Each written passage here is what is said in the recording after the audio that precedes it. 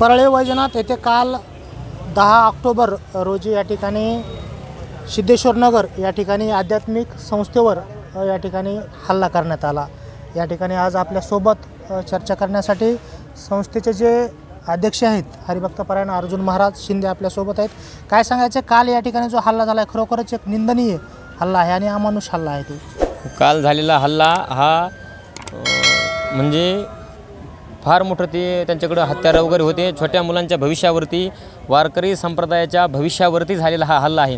कारण त्यांनी लहान लहान मुलं पाहिली नाहीत, फार अमानुषपणे जनावरांसारखी म्हणजे त्यांची ती वृत्ती मानसिकता असल्याकारणानं त्यांनी फार चाकून हातात पडल तर त्यांनी मुलांना मारलेला आहे आणि साहित्याची ह्याचे सगळे नुकसान केलेलं आहे।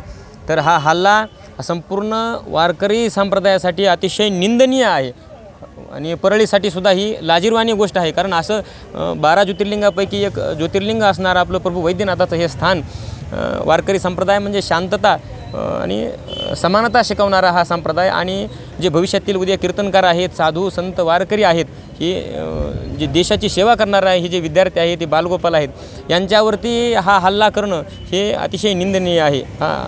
कशामुळे हा हल्ला झाला? कारण जे मुलं आहेत, हल्ला करणारे मुलं आहेत आणि आपल्या संस्थेमध्ये देखील मुलंच राहतात।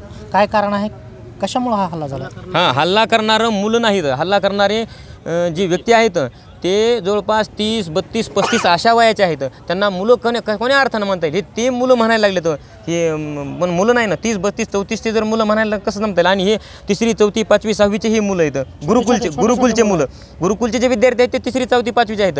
आणि जे हल्ला करणारे जे हे आहेत, गुन्हेगार आहेत, ते मुलं नाहीत, ते प्रौढ आहेत, चांगले अट्टल गुन्हेगार आहेत। त्यांचा परळी पोलीस स्टेशनला अनेक लोकांनी गुन्हा दाखल केलेला आहे, त्यांच्यावरती पहिलेसुद्धा अट्टल गुन्हे हे केलेले आहेत। फार दरोडे टाकण्याच्या हिशोबानंच ते आले असतील आणि जीवे मारण्याचा त्यांनी प्रयत्न केला आहे। मुलांना, माझ्या वडिलांना जीवे मारण्याचा त्यांनी प्रयत्न केलेला आहे। कालच्या ह्याच्यामध्ये फार मोठं नुकसान झालेलं आहे गुरुकुलचं आणि मानसिक नुकसान तर एवढं झालेलं आहे की गुरुकुलचे म्हणजे मी संस्था चालक असो, आमचे काही परिजन असतील, विद्यार्थ्यांचे पालक असतील, विद्यार्थी असतील, अक्षरशः म्हणजे सर्व आम्ही भीतीच्या वातावरणामध्ये आहोत। आम्हाला कुठल्या प्रकारचं काही संरक्षण नाही, कारण कधी चौथा हल्ला करतील काही सांगता येत नाही। सध्या 3 हल्ले झालेले आहेत, 3 हल्ले झाले आहेत त्यांचे, एक चौकामध्ये, गुरुकुलमध्ये दुसरा आणि तिसरा सुद्धा त्यांचा हल्ला झालेला आहे। एका दिवसामध्ये त्यांनी 3 हल्ले केलेले आहेत। सध्या तुम्ही या ठिकाणी पोलीस स्टेशनला गुन्हा नोंद करण्यासाठी उपोषण देखील केलेलं आहे, सर्व मुलांना घेऊन तुम्ही आलेला होतात, मोर्चा देखील काढलेला आहे। काय गुन्हा नोंद झाला का त्यांच्यावरती? कालच FIR झालेली आहे, परंतु त्यांना अटक झालेली नाही आणि अजूनही ते सर्रास फिरताना दिसत आहेत। आणि मग ते चौथा हल्ला करतील किंवा एखाद्याला, कारण आम्हाला आता बाहेर येता येत नाही ना, ते फिरत असल्याकारणानं गुरुकुलच्या कुठल्याही मुलांना शाळेत जाता येत नाही। आज ते परीक्षेला सुद्धा मुलं गेली नाही, कारण कधी कोणाला दगड फेकून मारतील किंवा मारतील, उचलतील, काय करतील म्हणून त्यांच्याकडे शस्त्रसुद्धा आहे धारदार, म्हणून सर्व भीतीचं वातावरण आहे ना। जोपर्यंत त्यांना अटक होत नाही तोपर्यंत ही मुलं आणि आम्ही सुरक्षित नाही आहेत। तुमच्या वडिलाला देखील मारहाण करण्यात आलेली आहे या हल्ल्यामध्ये? हो, ज्यावेळेस माझे वडील तिथं आले आणि वडिलांनी मारू नका त्यांना समजून सांगण्याचा प्रयत्न केला, मुलं गुरुकुलमध्ये हे केली, त्यावेळेस त्यांनी अचानक वडिलांना बोलताच वडील समजावून काढत होते त्यांचे की मारू नका उद्या। तर त्यावेळेस वडिलांच्या अंगावर अचानक ते धावून आले, एकाने धरलं आणि एकाने फरशीचा मोठा तुकडा घेऊन वडिलांच्या डोक्यामध्ये मारलेला आहे। मारणारे किती लोक होते? मारणारे मुख्य 2 आहेत, जे की आमच्या परिसरातलेच निवासी आहेत आणि त्यांनी पुन्हा ते सहकारी आणले होते, त्यांचे काय आपला परिचय नाही आणि काही नाव वगैरे माहीत नाही। आणि ह्या दोघांचाही इथून पाठीमागं कुठल्या प्रकारचा आमचा काही संबंध नाही आहे, म्हणजे काही पहिलं काही वैर नाही, भांडण नाही, काही नाही। काल जे झालं ते प्रथम वेळेसच झालं आहे। ते अर्जुन शिंदे यांचे वडील देखील आपल्यासोबत आहे की ज्यांना की बघा तुम्ही डोक्याला लागलेला आहे आणि अंगावर देखील खूप सारं या ठिकाणी त्यांच्यावर ब्लिडिंग वगैरे आहेत। काय सांगायचे दादा, तुम्हाला देखील या ठिकाणी संस्थेमध्ये मारहाण झाली? हो, मारहाण झाली। 3रा हल्ला माझ्यावर झालेला आहे। समजून सांगत असताना ती पहिल्या 2 हल्ल्याला तर मी नव्हतोच, मी मोतीला गेलेलो होतो, पण आल्यानंतर 3रा हल्ल्यात येणं मला रोड गेलेले पांगलेले सगळे पुन्हा डबल मिळावून आले, जमावानं तिथं लपून बसले आणि मला बाहेर बोलविल्यानंतर मी त्याला समजूत घालायला, वा तुमचे लेकरं माझे लेकरं समजून घालून आपण मिटवून घेऊ, तर त्यानंतर त्यानं एकदम माझ्यावर हल्ला केला। बरं, याच्यातून तुम्ही काय प्रतिकार वगैरे त्यांना काहीच नाही, फक्त माझा मी बचाव करीत होतो। 2 जणांची मी काट्या ताळल्या दोन्ही हातानं, हातालाही मार इथं आणि छातीत एक उलसाक लागलेली इथं गाठ झालेली अशी। तर 3ऱ्यानं फरशी अशी उभी हाणलेली, फुटलेली फरशी होती तर ती फरशी अशी उभी हाणली, तर इथं मार लागले, इथं टाके पडलेले। आणखी काही महाराज मंडळी आपल्यासोबत आहेत। महाराज, या ठिकाणी खरोखरच अध्यात्मामध्ये या ठिकाणी समानता, जीवन कसं जगायचं, जीवनाचं काय महत्त्व आहे, कशा पद्धतीने आपण जगलं पाहिजे, ह्या गोष्टी शिकवल्या जातात. पण खरोखरच आपल्यालाच काहीतरी विचार करायला लावणार आहे, कारण आपल्यावर हा हल्ला म्हणजे प्रत्येक नागरिकावर हा हल्ला आहे. अध्यात्मावरचा हल्ला म्हणजे प्रत्येक नागरिकावरचा हल्ला आहे.